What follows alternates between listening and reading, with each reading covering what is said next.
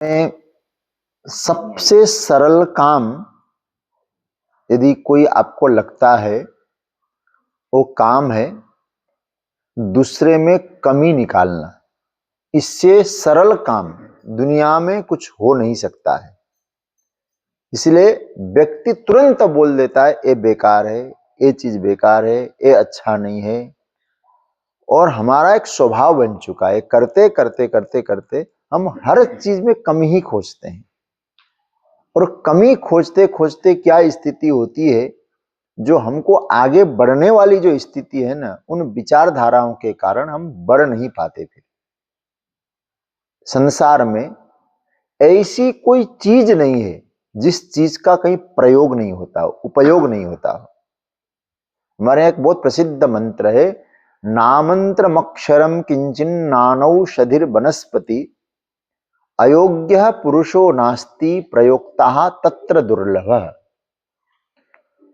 मतलब ऐसी कोई चीज ही नहीं है, ऐसी कोई वनस्पति नहीं, पेड़ पौधा नहीं है जिसको आप औषधि नहीं बना सकते हो। ऐसा कोई अक्षर नहीं जिसको आप मंत्र नहीं बना सकते हो। ऐसा कोई व्यक्ति नहीं जो असफल हो, सफल हो ही सकता है आदमी। फिर हर पेड़ पौधा औषधि क्यों नहीं बनते?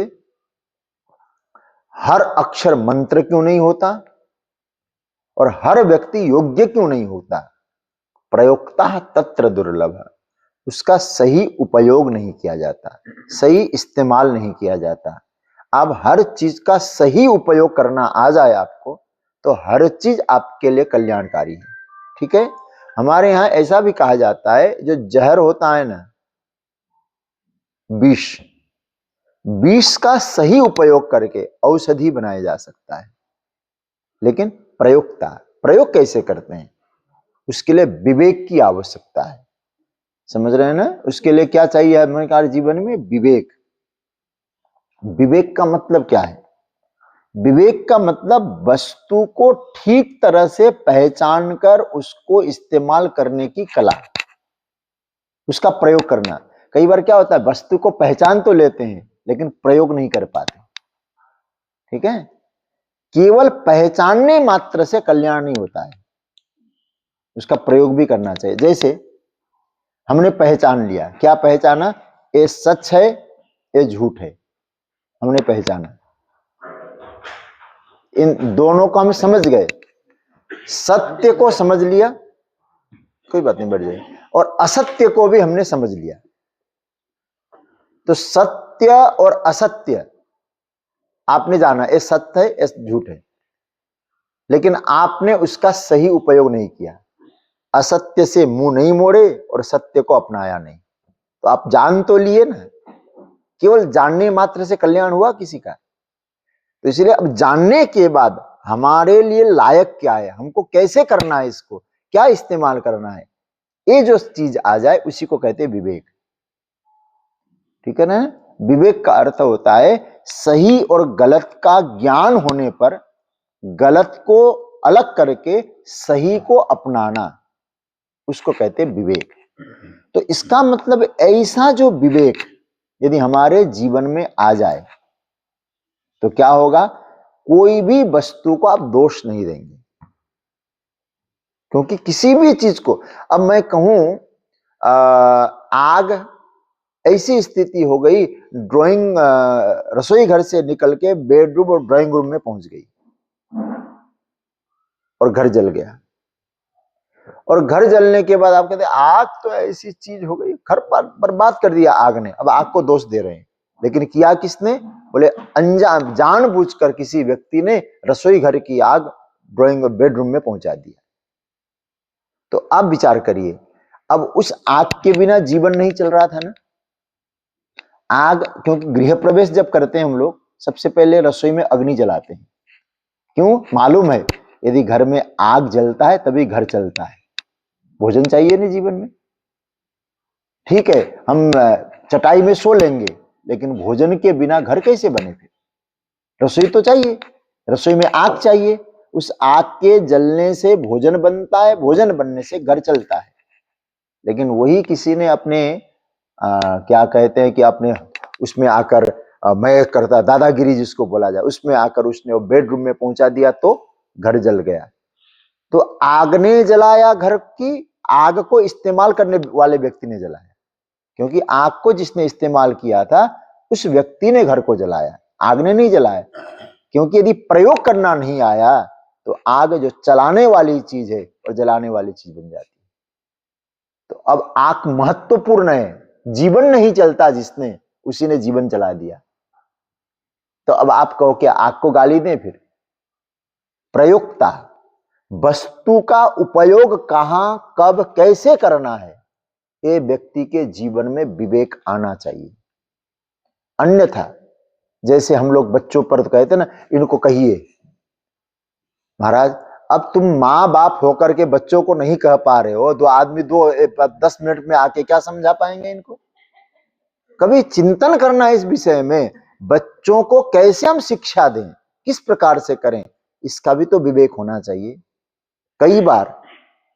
मैं कई बार कथा में बोलता हूं, जो माता पिता नहीं कर पाए, उनकी इच्छा थी हम ऐसे बने, ठीक है, वो माता पिता नहीं कर पाए तो अपनी इच्छा बच्चों के माध्यम से पूरा कराना चाहते, थोपते हैं बच्चों पर इच्छा। तो इसका मतलब ये हुआ, उनको अपना व्यवस्था करने दो, उनकी अपनी हुनर से उनको आगे बढ़ने दो, आप सहयोग करो, सही मार्ग दिखाओ, कर्तव्य सिखाएं, ये तो ठीक है। लेकिन बच्चे अनुकरण सीखते हैं, अनुकरण समझते हैं ना, हमारे बोली से ज्यादा व्यवहार से सीखते हैं। तो हम यदि माता पिता को प्रणाम करेंगे ना, बच्चों को कहना नहीं पड़ेगा, और हम करें नहीं, बच्चों को प्रणाम करो। अब हम तो कई बार घर में जाते हैं ना, कई घरों में क्या करते देखते हैं कि बच्चों को जैसे उन लोग तो प्रणाम कर लेते हैं, और बच्चों को तो मानो इतने परेशान होते हैं, जबरदस्ती सर पकड़ के इधर लाके, क्योंकि पहले सिखाया नहीं ना, तो हमको समझ में आता है यहाँ कैसे होता है। तो कहने का मतलब ये हुआ कि जीवन में किसी वस्तु को कभी दोष मत देना, पहली बात। किसी भी चीज को दोष देने की वृत्ति जीवन में आ जाए दूसरे को, तो आप उसी को प्रयोग करते रहेंगे, फिर गुण देखना बहुत मुश्किल हो जाएगा। फिर जीवन में किसी में गुण नहीं देख पाएंगे हम। अरे भाई, फूल खिलता है तो कांटा भी है ना उसमें, लेकिन कांटे को देख, कांटे से कोई मतलब है क्या आपका? अब आप कांटे को ही देखते रहेंगे तो फूल का सौंदर्य कब देखेंगे हम? इसका मतलब है संसार बिल्कुल गलत नहीं है, संसार बिल्कुल खराब नहीं है, बहुत अच्छा है।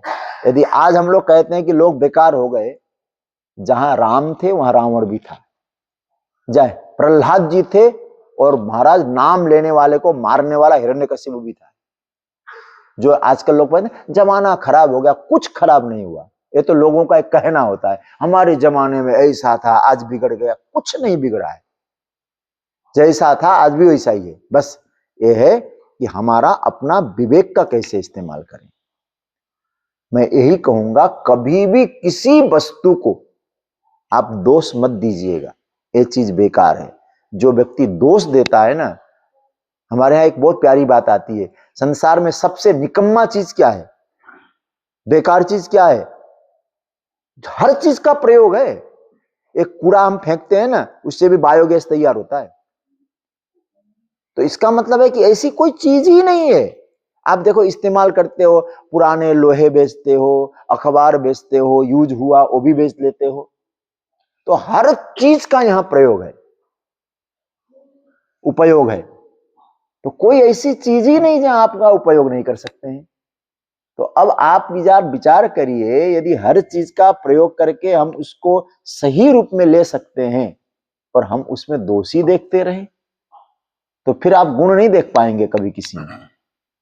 कथा आती है ना, द्रोणाचार्य ने दुर्योधन से कहा, दुर्योधन एक काम करना, मुझे एक सज्जन व्यक्ति की आवश्यकता है, जाओ सज्जन लेके आओ।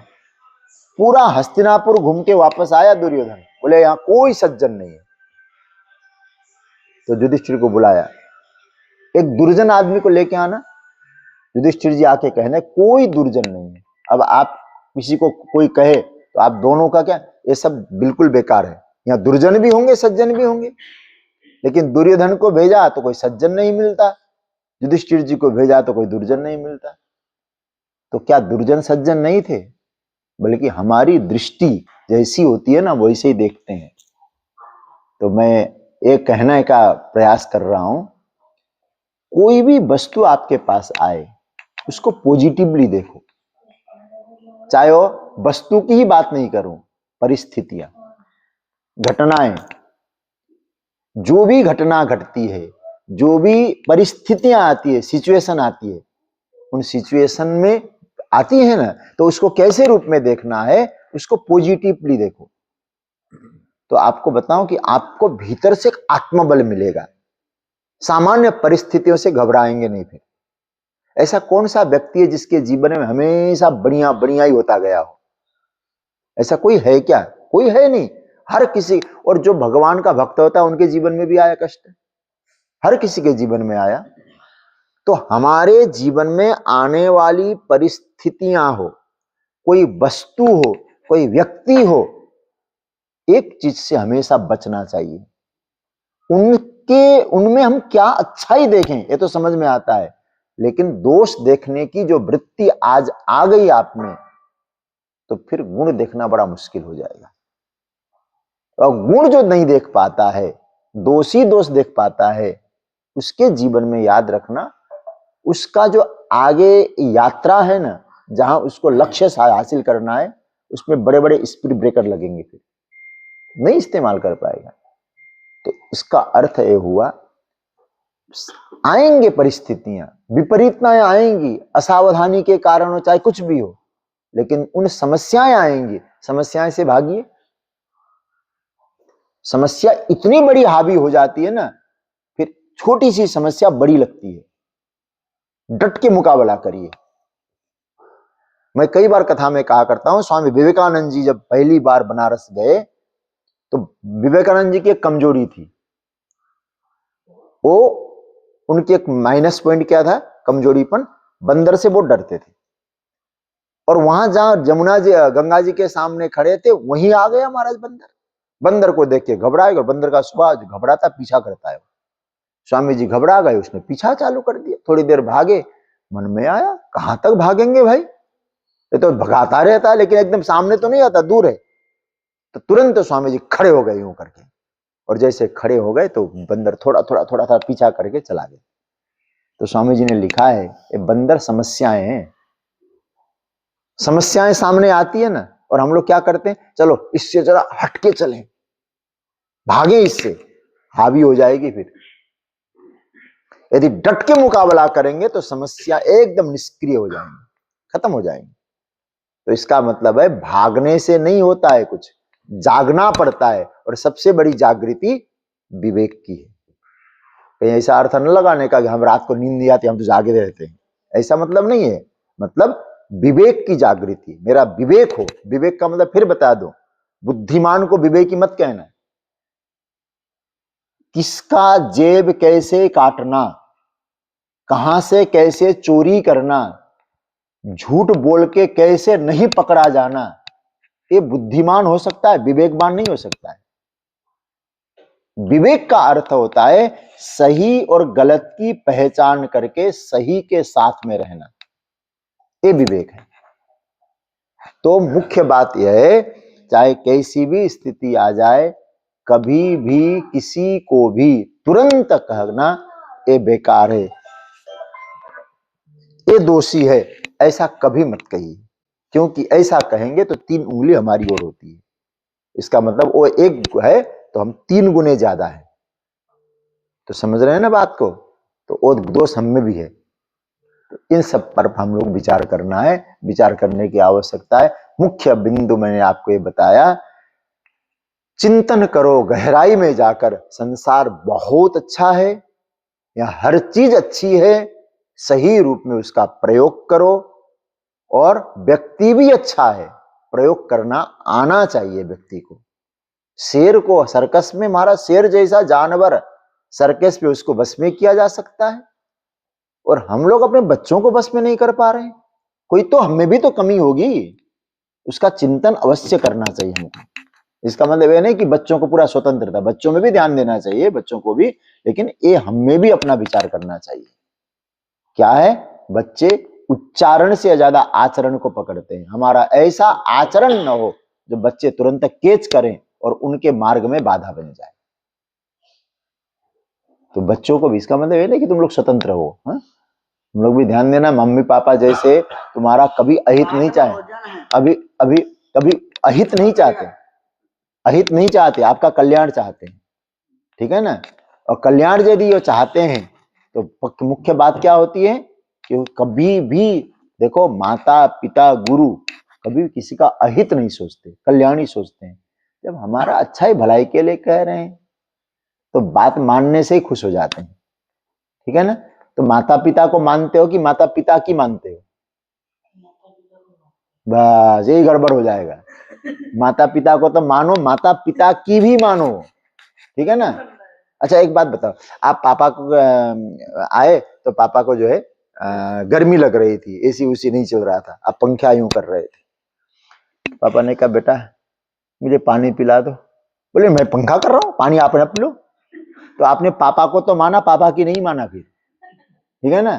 तो आप लोगों से है, माता पिता को मानने वाला अच्छा होता है, उनकी पूजा करे माने, लेकिन सबसे अच्छा हुआ है जो माता पिता की मानता है, ठीक है ना। ये बात ध्यान देना। तुमको कोई खूब तुम्हारा श्रृंगार करे, वो तुमको खूब अच्छा करे, बढ़िया सा कपड़ा पहनाए, सब कुछ करे, लेकिन सोचो, कहो मम्मी मुझे आइसक्रीम खाने का मन हो रहा है, उस समय आइसक्रीम नहीं खिलाए मम्मी ने, तो क्या हुआ? क्या लगता है आपको?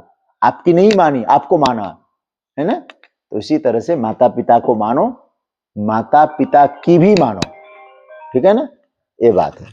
तो खूब भगवान की कृपा का अनुभव करो, दोष देखने की वृत्ति को हटाओ, सब बहुत अच्छे हैं, कोई गलत नहीं संसार में। दृष्टि ठीक करो, विवेक का इस्तेमाल करो, जो सही है उसको पहचानो और सही का साथ दो। गलत है, मेरे मार्ग में जो मेरी आदतें भी तो कोई ऐसी गलत हो जाती है, तो उन आदतों को छोड़ो, उन गलत चीजों को छोड़ो। और हमेशा याद रखना, कभी भी परिवार में कोई समस्याएं आती है ना, समस्याओं को छिपाओ नहीं, समस्याओं से भागो नहीं, उसका डटकर मुकाबला करो। आपके सामने समस्याएं कुछ भी नहीं है, दो कौड़ी की नहीं है, अपने आप चली जाएगी, ठीक है। बोलो सतगुरुदेव भगवान की।